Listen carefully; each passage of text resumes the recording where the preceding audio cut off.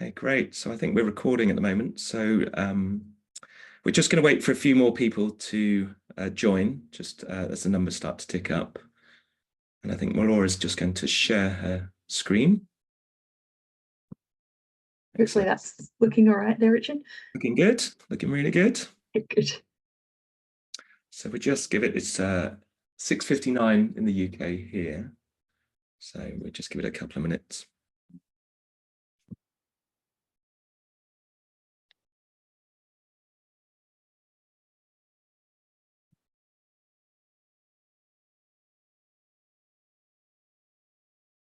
Okay, I've got 7 o'clock actually. So perhaps we'll start and then I'm going to do an introduction anyway. So before we get into the guts of the talk, pun, very good. Before we get into the actual talk itself, I'm going to do a little bit of introduction. So thank you everybody for joining us this evening on what is a lovely Tuesday evening in the UK. We've had 5 months of rain and in most cases now it's not raining, so which is good. But we've got people joining us all around the world for these talks. They've been really successful so far. I think this is probably the 6th talk perhaps we've put on every 2 weeks at 7 o'clock. And we've had hundreds and hundreds of people register, sign up, interact. It's been fantastic. And tonight we've got plenty joining us as well, both remotely and live tonight. So my name is Richard Artingsell. I'm Director of Teleconsulting. I'm really pleased to introduce tonight's talk, which is called Getting to the Guts of GI Disease, with our colleague Mellora, who's a valued colleague in the VET.CT specialist case advice team. So Mellora, next slide if you can. I'm just going to introduce what our service is about and a little bit about it. So we're here to help, excuse my voice tonight, sorry, got a bit of a cough. We're here to help you basically. We see ourselves as an extension, a specialist extension of your team. VET.CT specialist case advice service has been around for a few years now. VET.CT as a company has over 200 specialists. And what we do is we provide exceptional radiology specialist advice, which is what we're here to talk about today. And we also have education services as well. We work very closely with universities as well. So particularly around the specialist advice service that we give, this is a new, exciting way of working. It's really, really valuable to so many people around the world, and we're really excited for you to be here tonight, and hopefully you can get on board and use our services as well. Essentially, what you can get is access to a specialist with written specialist advice within 12 to 24 hours. In a lot of cases, it's much sooner. So if you want to scan the QR code, this gives you lots of information around our services. But essentially, we can give you written case advice from specialists to treat cases in-house. We give you really quick turnaround time, 12 to 24 hours, often sooner, and you can access us through requests for written reports, text chats, calls, appointments. The unique thing about VET.CT is that we offer unlimited follow-up. So what we do realise is that a case just doesn't stop with one question. We really see ourselves as a partner with you guys. And by doing that, we can create detailed notes that you can add to the file. You can interact with your clients. You can bring your clients along the journey as well. Clients love our service because they're really, really delighted to stay with you guys, who are the heart of their care. So you're the vet that they know and trust. But they also love the ability for us to help guide with uncertainty in some cases, give clearer next steps to help guide you. So we see this as a collaborative thing. So what I wanted to highlight tonight as well, we're really easy to use. I'll get it out of the filter. The best way to use us is through the app. We have an app and a desktop as well. But if you use us through the app, you can dictate into your phone. You can put it on clinic iPads, tablets if you've got it as well. I know not all clinics allow apps and phones in the practice. But you can take videos, photos, you can upload.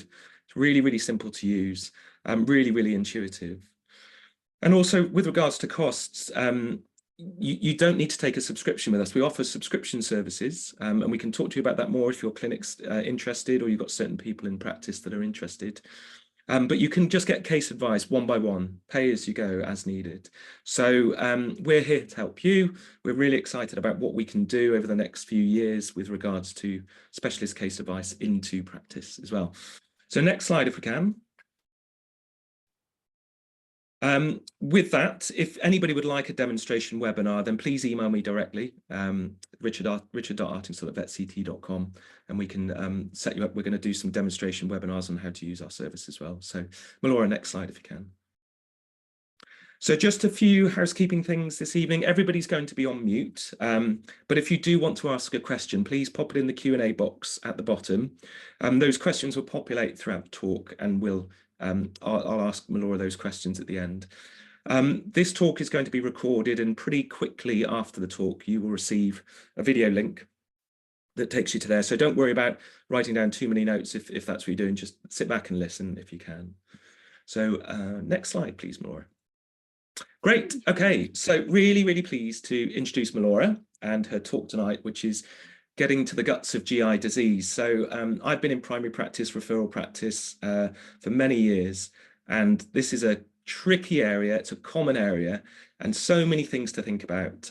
Different presentations really can be quite distressing for owners as well, and puts a lot of pressure on primary teams. So Mellora is an RCVS, EBVS specialist in small animal internal medicine. Like we said, a very valued member of our team, works alongside all the other internal medics and the rest of our 55 specialists. So over to you, Mellora. Thanks, Richard. Yes, gastroenterology is one of my particular interest areas. I'm fresh back from Helsinki, where I was at Eurogut 2024, which is a bunch of gastroenterology nerds, basically, talking about all things gut related and a little bit of liver as well. And really what I guess we see in practice, both at referral level and I'm sure with you guys in general practice land as well, is that gastrointestinal presentations are really common. And the thing about gastrointestinal presentations is that they're not always solely due to primary gastrointestinal disease and gastrointestinal mucosal injury. So rather, they can be considered really non-specific, and they can be caused by a really large variety of underlying etiologies, and that can reflect metabolic disease, infectious etiologies, inflammatory disease, and even neoplasia that might result in nausea, or that might sort of secondarily affect GI function as well. So what that means is that a gastrointestinal presentation, diarrhea, vomiting, is really common in veterinary practice, and one that can be really challenging due to that large number of components of the gastrointestinal tract or extragastrointestinal disease that can sort of be affected. So really what I think is following a logical approach is super helpful for these cases.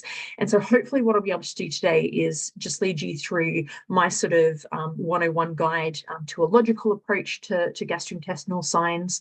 And so where I typically sort of start is thinking about the range of different extragastrointestinal diseases that can cause gastrointestinal signs. And that can really be any disease affecting any organ system outside of the GI tract. For that, and I'll take you through a little bit of a slide in that second, I tend to approach that with an organ system approach. So we're thinking sort of things about the liver, pancreas, renal disease, cardiac, urogenital type approach in terms of extragastrointestinal disease. And then, of course, we know that primary gastrointestinal disease can also cause a similar range of signs, and having that sort of DAMIT-V, or you might have another acronym that you are more commonly sort of using to think about all the different sort of possibilities there is really useful for primary gastrointestinal disease. So if I just take you through my sort of approach to extra GI disease, again, as I just said, we're usually using an organ system approach. So thinking about, do we have hepatic or pancreatic disease? Is there a risk of renal disease, cardiac, urogenital, or endocrine etiologies as well? And there may be some things that are a little bit more common in one species versus another. So for example, we know that endocrine disease such as hypothyroidism is going to be more common in the cat, and it's one of the more common extra GI presentations of vomiting and or diarrhea in that species. Similarly, we may have systemic infection, and things like FIV and FELV will become a little bit more important in cats, of course, versus dogs. But a range of different extragastrointestinal diseases may be things that we need to sort of think about. In terms of our primary GI disease, as I said, when I'm sort of approaching this component, I'm looking at using the DAMIT-V list, but you may have another acronym that's more sort of familiar to you. For this, we're sort of looking at things like developmental disease. So do we have something like primary lymphangiectasia? Could we have, and maybe more in an acute patient, something like a hernia or a torsion as an anomalous or anatomic sort of condition affecting the primary GI tract? For metabolic causes, we're going to go back to that extra GI kind of list of things. And then we may have nutritional intolerances or dietary indiscretion. We may have neoplastic disease, inflammatory infectious, or various different drugs or toxins that can also directly affect the GI tract. And I guess, how do we, think, or how do those things disrupt GI function? With our metabolic sort of diseases, as I said before, they may cause nausea and or affect intestinal sort of function secondarily. But with primary GI disease, in particular, there are a number of different sort of methods that can kind of affect GI permeability and cause inflammation as well. So when we think about how the normal sort of gastrointestinal barrier functions, there are a number of different components there, and that includes the physical barrier of the GI tract, but it also sort of interacts closely with things like the host immune system. And then in the lumen, we will have a variety of different sort of components. So we might have microbes that are normal commensals, part of the microbiota. We'll have food antigens as well that could sort of affect my mucosal function. And then we'll have pathology or pathological organisms as well. And what sort of typically happens in a normal scenario is that we have an intact barrier function. We don't have a hugely permeable sort of function, barrier rather, there. And the normal sort of scenario is that we have antigen presenting cells that are continually sort of sampling the lumen of the intestinal tract and trying to determine whether there are danger signals or whether these are normal sort of food antigens or normal parts of the microbiota. So as an example, if we had a parasite that was in that sort of region, this might sort of cause irritation or invasion of the mucosa and drive an immune response in succession. And that tends to recruit a range of different sort of cells related to eosinophil recruitment, basophils, mast cells that are directed to killing that sort of parasite that's causing that invasion. In comparison, we might sort of see a virus that drives a slightly different immune response with a Th1 type response, and that will direct in macrophages to try and kill off that sort of intracellular viral component. And bacteria might sort of generate this Th17 response, producing a range of different pro-inflammatory cytokines and then driving sort of neutrophilic inflammation there as well. If we see commensal bacteria that are sampled by those antigen-presenting cells, the sort of response of the immune system technically should be this regulatory T-cell response. So that really counters the effect of the pro-inflammatory cytokines and down-regulates inflammation so that we don't sort of get that exaggerated response. So various different responses there. They'll be slightly different depending upon the threat, parasite, viral, bacterial, or whether they're sort of more commensal components. When we see pathology and we see sort of a chronic enteropathy developing, there's dysregulation of that system. So we may find that infectious agents disrupt the mucosal barrier and they alter permeability, and that results ultimately in some deeper invasion into the mucosal barrier and more inflammatory type response. And that seems to be what's disrupted when we talk about a chronic enteropathy. There may be a defect in terms of that antigen presenting cell recognizing a component of the commensal bacteria as sort of a normal component, or it may sort of get upregulated by a food antigen like an allergic type reaction. And that sort of leads to a massive production of various different cytokines that then drive more of an inflammatory response, and that that contributes to tissue damage, epithelial injury, worsening of the permeability of the mucosal tract as well. And then we also lose that counter-regulatory type mechanism as well. So there's no down-regulation of that inflammatory response. Very non-specific there when it does occur. So, as I said before, and given that we might see a range of different infectious agents or food sort of antigens cause that disruption to the mucosal barrier, it's really important to have sort of a nice logical approach. And we've got a nice little algorithm here that hopefully guides you a little bit through ruling out extra GI disease and then following that sort of pathway down how we might approach our primary sort of GI diseases, either with diagnostics or with therapeutic trials as well. And the other thing that I will highlight here as well is that our signalement is really going to come into play in terms of our decision-making along this algorithm as well.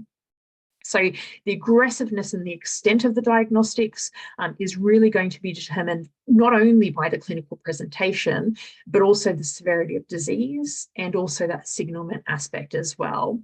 So collecting really good information on the history, how the disease has progressed, how the clinical signs have progressed, what your physical examination is showing will really help us decide how aggressive the approach that we have is. If we have a very chronic history where we've had months and months of intermittent diarrhea, vomiting, and no sort of significant weight loss, no big alarm bells, there's no hematochezia or hematemesis, we don't find any masses on our examination, for example, and we're dealing, say, with a young patient, we might have a little bit more time to sort of sit back and do more in the way of diagnostics or that minimum sort of approach, and then therapeutic trials. Whereas with an older patient and with more severe signs, we've got a very cachectic patient, for example, or you're really sort of anorexic for a prolonged period of time, we're probably going to be a lot more aggressive about the approach that we take in that sort of latter sort of case, okay? Where we start, though, is probably going to be pretty similar. So often when we're sort of looking at a first step with a lot of different diseases, and the same can be said with GI disease, we look at this sort of GI minimum database. And so there's probably various different components that sort of make up a typical diagnostic minimum database. Hematology and biochemistry may be the mainstay really of that. And that really helps us know if we do have any of those extra GI diseases that might be mimicking sort of our sort of primary GI signs, so that we can hopefully follow that pathway and look at those diseases more specifically. In terms of the additional extras, things like urinalysis can become important. So if we do then detect an azotemia or a high sort of normal renal parameters, looking at our urinalysis might be more important.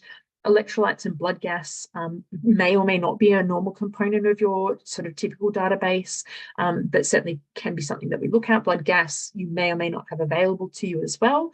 And fecal analysis, I think, is always a little bit of a debate with these sort of chronic sort of GI signs. There's always going to be a lot of debate around whether infectious agents that we detect on those fecal analyses are important in the scheme of the clinical presentation and therefore worthy of treatment anyway. So certainly, a lot of detail, a lot of discussion even last week in Helsinki about that, and that might be a little bit sort of more complex to cover more immediately, but questions very welcome later in the chat. In terms of our hematology, we may see a range of different signs. These may be very sort of low yield and not really help us to pinpoint the cause of disease specifically. So it's very common in our chronic GI cases to see an inflammatory leukogram, and that may be non-specific or stress-induced. It may reflect an alteration in the mucosal integrity. It's important, though, to think about whether we do see that inflammatory or stress leukogram, because that might give us a little bit of a clue sometimes in terms of things like atypical hypoadrenocorticism as a red flag for us to test for if we don't see that inflammatory or stress leukogram. These cases can often have an anemia, and that can again reflect chronic inflammation. This is often very mild, but it may also reflect blood loss. And when we have chronic blood loss, that anemia might be microcytic and it might be hyperchromic as well. So as I said before, other changes to look out for: a lack of a stress leukogram, which might flag up a need to do a basal cortisol.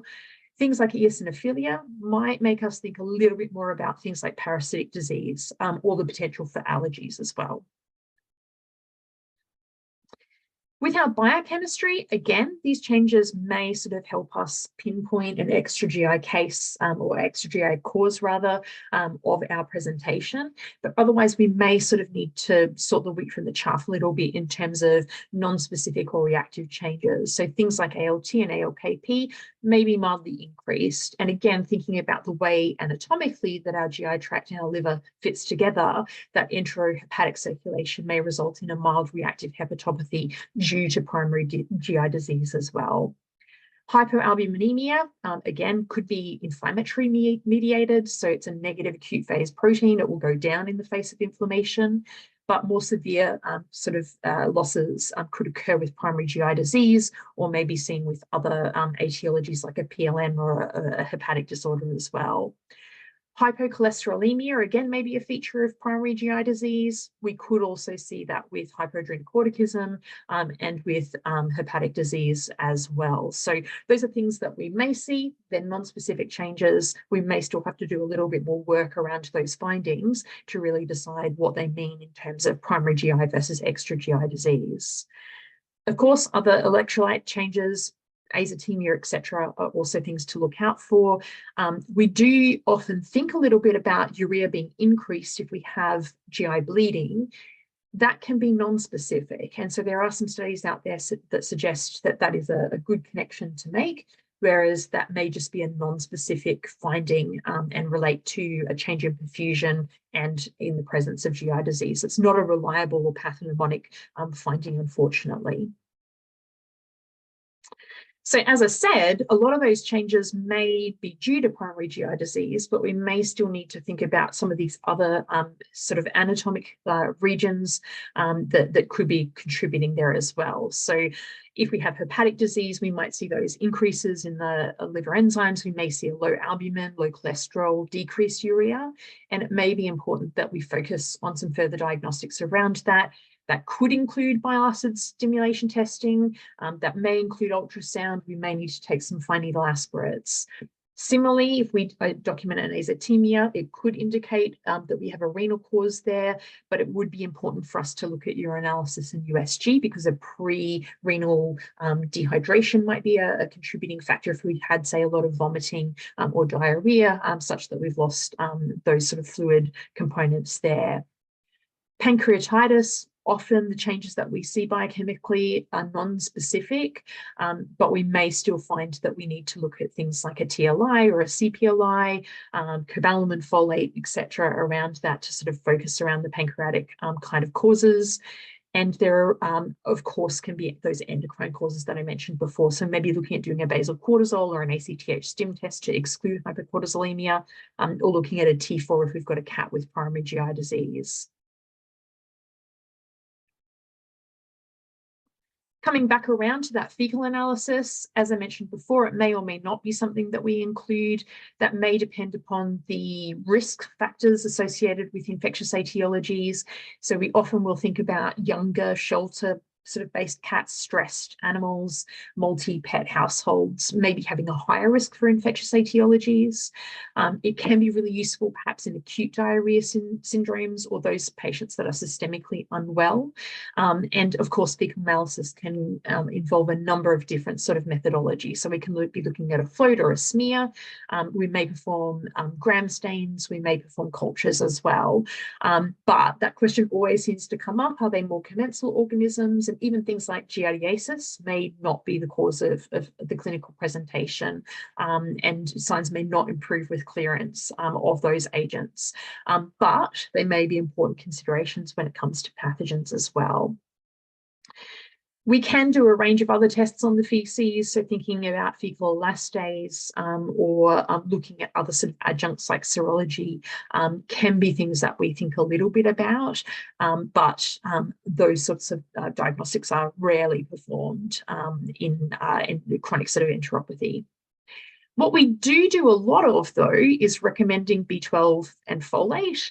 And these tests are a little bit more of a functional test. So they really are looking at measuring absorptive function in either the upper gastrointestinal tract when it comes to folate, or in the lower intestinal tract, more in the ileum when it comes to cobalamin.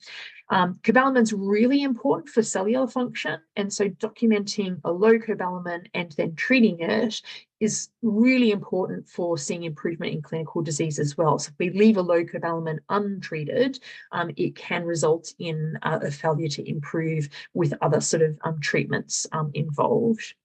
And we may see some changes in either of those components when it comes to small intestinal bacterial overgrowth or things like dysbiosis as well, potentially. Another functional test that we will often think about is our TLI. So TLI is frequently included in often an IDEXX GI panel alongside B12 and folate, plus or minus a CPLI, and it can be a really useful test for asana function. So we're looking at primarily using this to detect EPI as a cause of that classical kind of syndrome of severe weight loss, polyphagia, pica, together with steatorrhea, as we see in these like German shepherds with pancreatic asana atrophy. But it is important to remember that EPI may not always be that classical sort of picture, and that might be particularly the case in cats, particularly cats that have had a chronic pancreatitis that may eventually have EPI as a result of burnout of that sort of exocrine pancreatic component as well. So TLI can remain really useful in these GI cases, even if they don't have that classical kind of presentation. We can sometimes see a high TLI. TLI has been shown to perhaps be correlated with pancreatitis, and maybe it's a useful test for looking at chronic pancreatitis, but it tends to be less sensitive compared with DGGR lipase or CPL, FPL for that sort of purpose. So we tend to put that to one side in a lot of these cases where we do detect a TLI that's increased. So at this point, we may find that we have documented a parasite and decided whether we treat that or not. We might have documented extra GI causes and have a pathway to follow towards those instead.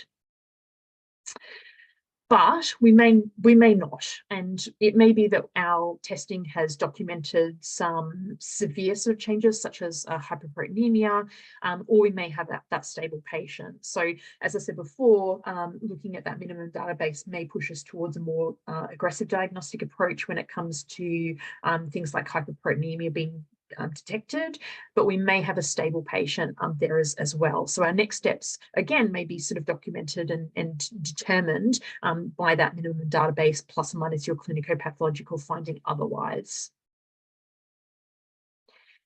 So at this point, let's talk a little bit more about the more aggressive approach, because you may find that you do need to look at things like diagnostic imaging. It's very important in these sort of cases to make sure that you use an appropriate sedation so that you can make the most of your diagnostic imaging. So using sedation to position is really important. Making sure that you get a couple of different views, because those orthogonal views can be really important as well in terms of interpreting our findings as well. 3 views is better if we can, because it redistributes the gas, which might sort of be helpful for some of these pathologies, but 2 views at least is super important. Unfortunately, in our chronic sort of cases, radiographs are often not particularly helpful. So usually with our diagnostic imaging, these are useful tests for our more acute sort of cases where we're looking at obstruction as a higher likelihood than, say, our chronic presentations. Generally speaking, when we're talking about radiographs, though, it's important to remember that true lesions are repeatable. And so if you find something radiographically that you're not sure about, and it's a little bit difficult to interpret, one, feel very welcome to send us your radiographs and or the case for teleconsulting, because we can sort of combine that diagnostic imaging and teleconsulting approach and hopefully help you out. But repeat radiographs might be something that we do recommend to look at whether true lesions are there or whether they could be artifactual. Usually when we're talking about the intestinal tract, the diameter of no one segment should be no more than 2 times any of the other segments, okay? But yeah, serial radiographs can help us look at the transit and the emptying and be helpful to look at gas patterns. Again, it's really important to remember that not everything is interpretable radiographically. So things like wall thickness, which you might think that you can see on this radiograph that I've included here, is really unreliable. So ultrasound would be preferred for that sort of approach. Again, more sort of useful for our acute cases, perhaps, but looking at obstructive disease versus functional ileus. Functional ileus tends to be sort of more generalized and uniform. So we don't tend to see the 2 populations of intestinal tract. We don't see stacking or layering. And so it tends to be less severe and more generalized. Having said that, and sort of referenced more acute disease, we can sometimes see in our chronic sort of pathologies a gravel sign, which could indicate a partial obstruction has been occurring over a long period of time. So that might be one thing, perhaps in an older patient, that is a useful diagnostic step as well. In our cats, we're looking for bunching and linear foreign body potentially. So that can be important to look for in obstructive disease. When it comes to ultrasound, ultrasound again may be more useful in sort of the sort of more severe presentations or the more acute presentations. There's been various different studies that show that in chronic enteropathies or chronic GI presentations, ultrasound may be lower yield. If our diagnostics biochemically have shown us that we do have, say, a hepatic concern or a renal concern, of course, ultrasound becomes a little bit more useful in those types of cases. And so our priority with our ultrasound may be to exclude other causes or serious concurrent disease in an older patient where more sinister pathology may be more likely. Things we can look at ultrasonographically, and these sorts of diagnostics, of course, I'm recommending, but our diagnostic imaging team can help us interpret a little bit as well. So that's not my area of expertise. I'm much sort of more interested in what they have to say around this. But we can look at things like our wall thickness and particularly our wall layering as well. Relative motility can be something that we assess. And of course, we're looking at our regional sort of lymph node assessment as well to see if we've got any significant lymphadenopathy. Just to sort of take you through a few images around ultrasound and things that we can see in a chronic enteropathy type presentation, we may sort of see sort of this mild to moderate sort of wall thickening. I don't have a measurement on here, but you'll have to believe me that there is some change present there.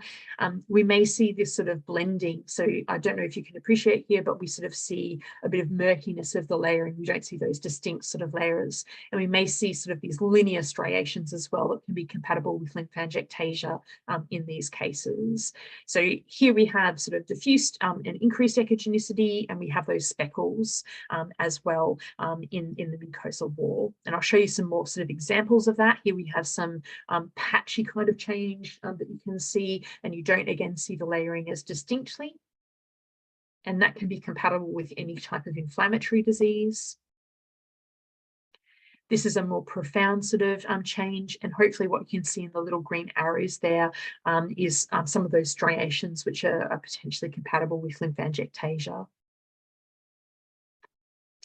Here we have a little bit more plication, so we sort of see that sort of irregular mucosal sort of luminal irregularity, and that can be compatible again with inflammatory change there as well. So where to from here? It may be that we do want to consider biopsy, but that again may come back to the severity of the presentation as well, and whether we're dealing with a young patient where we might think that sinister causes such as neoplasia are way less likely, or whether we're dealing with an older patient where unfortunately those things are going to become a little bit more possible. So this decision is going to be influenced, of course, by signalment. As I mentioned, the severity of the illness. So do we have severe hyperalbuminemia and a protein-losing enteropathy? Where is the disease? So do we have predominantly upper GI signs or lower GI signs, or a combination? That may influence our decision whether we do one end or both ends, or anywhere in between as well. The degree of invasiveness as well might be a consideration here. And of course, I appreciate that not everyone will have endoscopy available to them. And so surgical biopsies may be your preference if that's what you can do, versus referral for endoscopy, depending upon the owner wishes. And of course, those owner wishes definitely come into play when it comes to decision making around that. And so making that sort of informed chat about what we're likely to find on biopsies is going to be really important for us, but also for that owner in terms of how they invest their finances, if they're limited in particular as well. How do we biopsy? As I mentioned before, it may be that equipment limits you in terms of your option, and you need to do surgical biopsies. In terms of what surgical biopsies will achieve, we can look at multiple sites. So we can make sure that we do definitely get duodenum, jejunum, ileum, and look at things like pancreas, lymph nodes, etc. as well, to really get a comprehensive view. But we will be limited in terms of not being able to detect mucosal sort of lesions, unfortunately, which is what we can achieve a little bit more so on endoscopy. On top of that, endoscopy is going to be more minimally invasive. As I said, it's going to allow us direct visualization of the mucosa, and our patients will have lower morbidity and a quicker recovery time with that sort of procedure as well. But we may not be able to meet the jejunum and get sort of samples from there. Similarly, it may be challenging if, depending upon your level of experience, getting into the lower sort of GI tract via the ileum and obtaining samples from there. And that has been shown to be quite useful in terms of determining the disease severity and type of disease in some species as well. It also is something that requires expensive equipment though, and so that may not be something that's immediately accessible to you. Surgical biopsies, on the other hand, we may have a higher level of invasiveness and recovery time there. And so that might be something that we do need to think about, particularly if we're preferencing or prioritizing differentials such as neoplastic disease and wanting to start things like chemotherapy more immediately. If we do go forward with biopsies, what do we do with that information? And I think that's really important to think about as well, particularly in conjunction with the disease type that we think is more likely here as well. So biopsies are going to tell us things like the severity of inflammation. They will help us with the type of inflammation as well. So we might see, and often do see, lymphoplasmacytic inflammation, but that's not particularly specific. It doesn't tell us a cause. It doesn't tell us what treatment necessarily we're going to respond to. We may see neutrophilic or eosinophilic inflammation, and that could be helpful to some degree. So neutrophilic inflammation might tell us a little bit more about the degree of invasiveness of things like bacteria, and it might prompt us to look more specifically using things like fish for particular bacterial components that are invading the mucosa. Eosinophilic might lead us more towards allergic disease or parasitic disease, and again, looking for those sort of components as well. And then we can also assess things like crypt abscessation and lymphatic dilation, which could impact how we manage these cases in terms of fat content of diets, or again, need to perhaps use antibiotics for invasive bacteria, or prognostically, we know that crypt abscesses can be a negative impact as well. So once we've got that information, or if we don't have that information and we want to go down that pathway of sort of more treatment trials, what do we do? So dietary treatment trials, there are various different strategies. And I think we always sort of think a little bit about trying to use novel protein or a hypoallergenic type diet as our primary sort of dietary treatment trials. And that's not unreasonable. What was really interesting in Helsinki last week is that there was a study presented that showed us that often multiple dietary treatment trials are required. And they looked at a lot of different treatment trials. So some of their cases had up to 8 treatment trials before they either found one that worked or gave up on dietary treatment trials whatsoever. And I guess my typical approach to dietary treatment trials is to say there's no one-size-fits-all rule for dietary treatments. And so I do tend to talk a lot in my reports about things like a dietary treatment trial with a hypoallergenic diet, but we might find that that patient has a better response to a high digestibility, low-fat diet, or we might find that a fiber modification is required. I often will use a diet like Purina HA because it is both hypoallergenic and low in fat. So I feel like I'm trying to kill two birds with one stone, so to speak, in terms of using that sort of approach. But it might be that I also reach for something like Hill's Biome if I think a soluble fiber modification will be useful.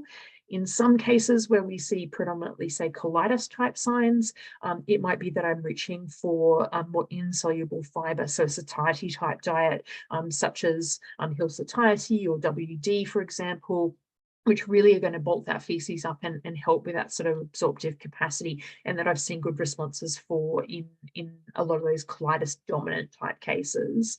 Of course, those diets are going to be less calorie dense, so they may not be as appropriate for all patients, particularly if they've got severe weight loss or they've got really poor appetites, because they tend to be less palatable as well. It's historically been the case that we will talk about antibiotic treatment trials, but one thing that I really want to talk about today and hopefully drive home is that that is a situation that we're dramatically moving away from. What we know from various different studies across the last sort of decade or so is that a lot of these antibiotics can give us an improvement in our diarrhea or our sort of clinical signs in other ways, but they can significantly and importantly negatively impact the microbiota. And so it's not really the best approach. We know that there are definitely indications for use if we have specific needs, maybe some of our infectious agents, although as I mentioned before, and as we saw in Helsinki last week, things like giardiasis may not be associated strongly with clinical signs. And so even for some of those infectious agents, antibiotics may not be our first port of call. We may focus more on diet or other sort of therapy strategies to really hone that in and see if we can get a clinical improvement another way. So contributing to antimicrobial resistance, negatively impacting the microbiota are really things to think about rather than doing metronidazole treatment trials in these cases. And of course, one of the things that we may find that we do need alongside diet or other sort of approaches are definitely going to be supportive therapies. So looking at things like antiemetics or proton pump inhibitors, although there are some pros and cons to the latter as well. In our high clinical activity cases, it may be that we are more aggressive both with the therapeutics approach as well as the diagnostic approach. And how we order those is also going to be important. So obtaining biopsies before we reach for glucocorticoids to make sure that we look for and manage neoplastic disease more appropriately is definitely going to be something that I'm going to be a strong advocate for. Our aggressive therapeutic approach is probably going to include immunosuppression though, and that may be with one agent, but often we will reach for two agents to really manage more severe cases. Second agents, there's a variety of different ones that are available. A lot of the recommendations for secondary agents will really come from personal preference of a specialist as opposed to a good basis of evidence. So there's papers that look at azathioprine, chlorambucil, cyclosporin, and all of these may give us a response. There's not a lot of evidence to support one over the other therapeutically, unfortunately. So personal preference is often what that comes down to. And again, these cases are often more in need of those supportive treatments. So using antiemetics, using PPIs might be more important in these cases versus those with low clinical activity. And diet may still be something that we implement. It's a little bit sort of, I guess, debatable if we're using immunosuppression to manage that inflammation, but what diet implementation may allow is for us to wean and take down those immunosuppressive components in the intermediate to long term and manage with diet alone, theoretically at least. So in summary, it's really important to assess for GI versus extra GI causes. And our clinical activity and our signalment will help us sort of determine disease severity and our need potentially for more aggressive diagnostics and or therapeutics. If we do have severe disease, or if we have an older patient, maybe with some alarm signs that make us a little bit more worried about sinister disease, then a more aggressive diagnostic and therapeutic approach is likely. We really want to limit antibiotic trials given that negative impact, and carefully consider our supportive therapy as may be required as well. So I think with that, hopefully we've still got some time for some questions. Yeah, we do. Thank you, Mellora. That was fantastic. A really good overview. We got a few questions actually. One was, which is intriguing and sweet for me as well, is why would patients not super hypoallergenic diet? It's not that patients would not suit a hypoallergenic diet. It's just that we find that some will respond really well to one, but others won't.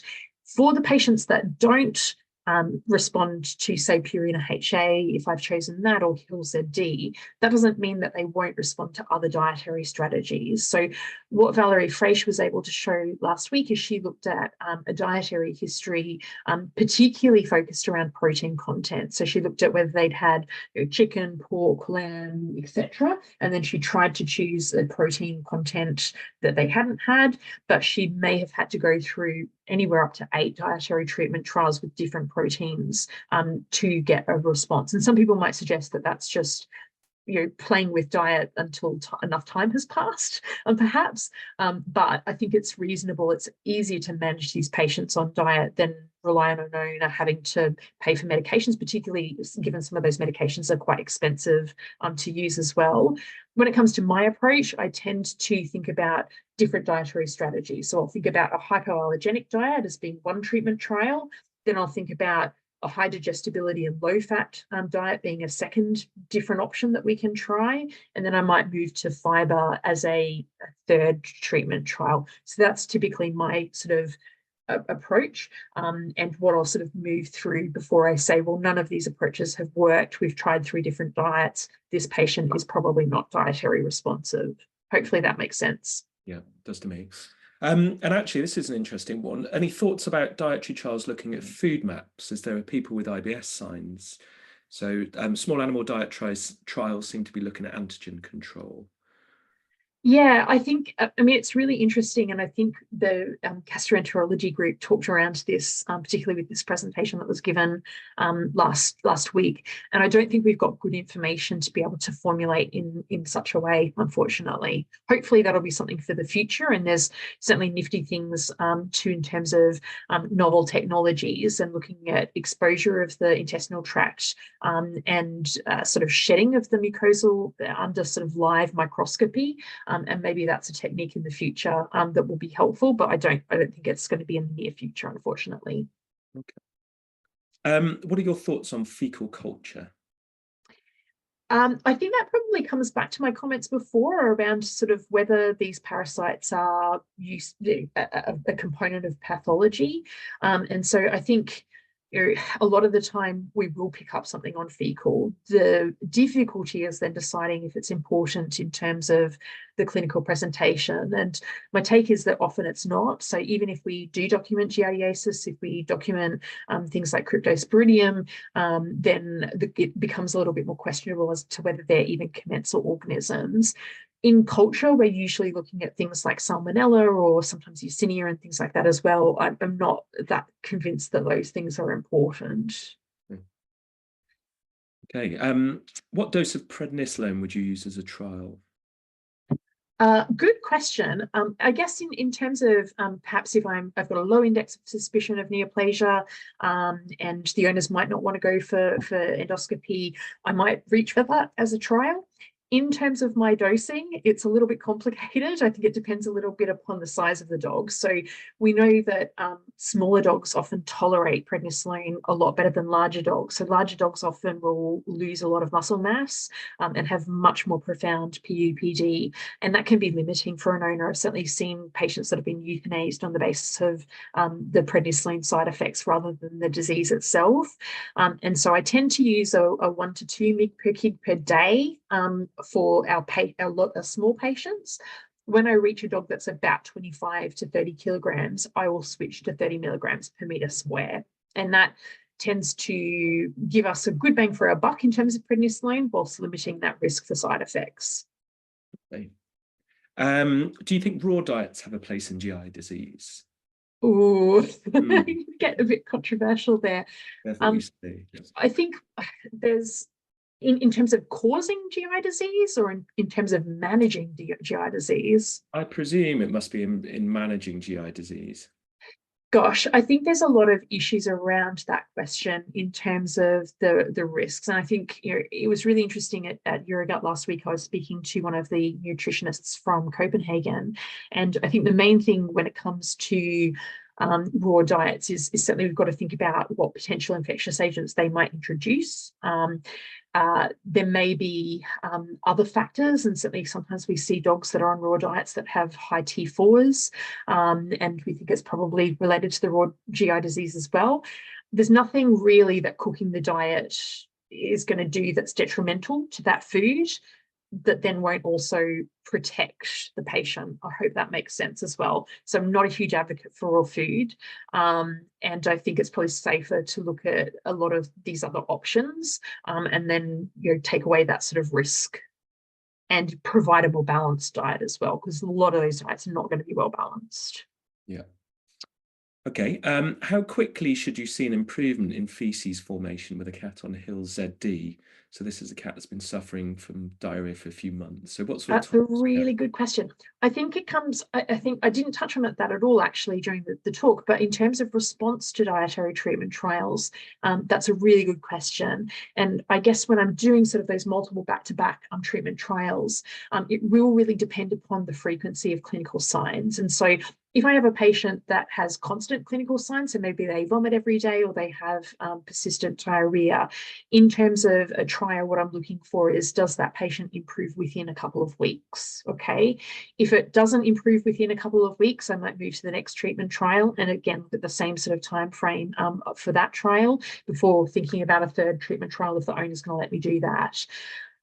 If we see some improvement over that sort of 2 weeks, then I might persist longer. So I might persist up to that 8 to 12 weeks that we think about with our dietary treatment trials for other intolerances, so skin disease and things like that as well.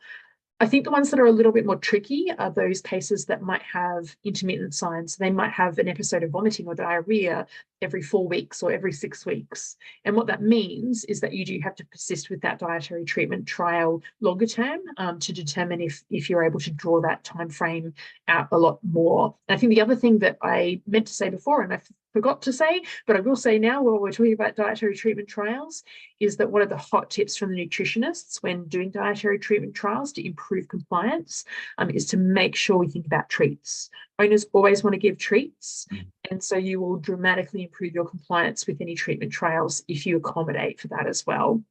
It's a really important tip there as well. Okay. It's a good tip about treats, actually, because that was a common scenario for me when I was in practice. What do you think about probiotics as a treatment agent and also as a regular supplement? Yeah, I think that's a really good question as well. And I think, I guess I might have a slide here around this. Let me just bear with me. When it comes to the fecal microbiome, a lot of these treatments in terms of diet or probiotics or symbiotics are aimed at trying to alter the microbiome, basically. So prebiotics tend to be those dietary components, so soluble fibers, FODMAPs, we often talk about in human medicine. Probiotics are our live organisms. And fecal microbiome, at the risk of opening a can of worms, is another way that we talk about altering that sort of microbiome as well. When it comes to a lot of the products that are on the market, unfortunately, they're not particularly well regulated, and there's not always a lot of good evidence behind them. There are some for some of our probiotics, so things like Sevamix, VSL number 3, which is kind of a precursor. Those sort of probiotics do have a little bit more evidence, and they may help modify the microbiota. They may help offset some of those sort of, are they commensals, are they not, parasitic sort of diseases, protozoal diseases, where we're maybe not sure in an individual. So I think there is a benefit from them, and I will prescribe them. But I think it is important to think about what we use, and maybe using some of those products where there is a bit more of a robust background behind them. What was there a second part of the question there? Sorry. And also as a regular supplement, so treatment. As a regular supplement, I don't know that there's a role. I think it would depend upon the case a little bit. So I guess if I had a case where we've got a dog that's sort of intermittently showing signs, then maybe there's more of a basis for more regular modification of the microbiota via that means. But usually, I guess, no, I'm not sort of providing it as a supplement. Okay, that's great. So I'm really sorry, we're going to have to stop the questions now. We've got loads of questions coming in. I think what we're going to do is we'll try and reply to you personally as well. So if you've got any questions, pop them in now with your name, and I'm sure we can get back to you. The reason being, we've got a hard stop at 5 to 8. So I'm really sorry to cut the questions short. It's just the way Zoom works. But I think there's one more slide actually somewhere, Mellora, if you can sort of go back maybe to the end of the talk. Yeah, I think so. So thank you from me, Mellora, and all of us for what a brilliant talk. We've got loads more webinar series, so scan the QR code. The next one is on superficial ulcers. And then after that, let me just neuro tips and tricks. Then we've got ECG, we've got seizure management, dyspnea, and then we've got quality of life of dogs with cancer as well. So we've got loads of really interesting talks coming up. If you want to have a demo, contact me directly if you want, richard.artingsall@VET.CT.com. And otherwise, just use us, start to familiarise yourself with our service, and we'd really look forward to working with you. But thank you, Mellora, for a fantastic talk today. It's been really good. Thank you very much. And we'll see you all soon, hopefully next 2 weeks. That'd be great. Thank you.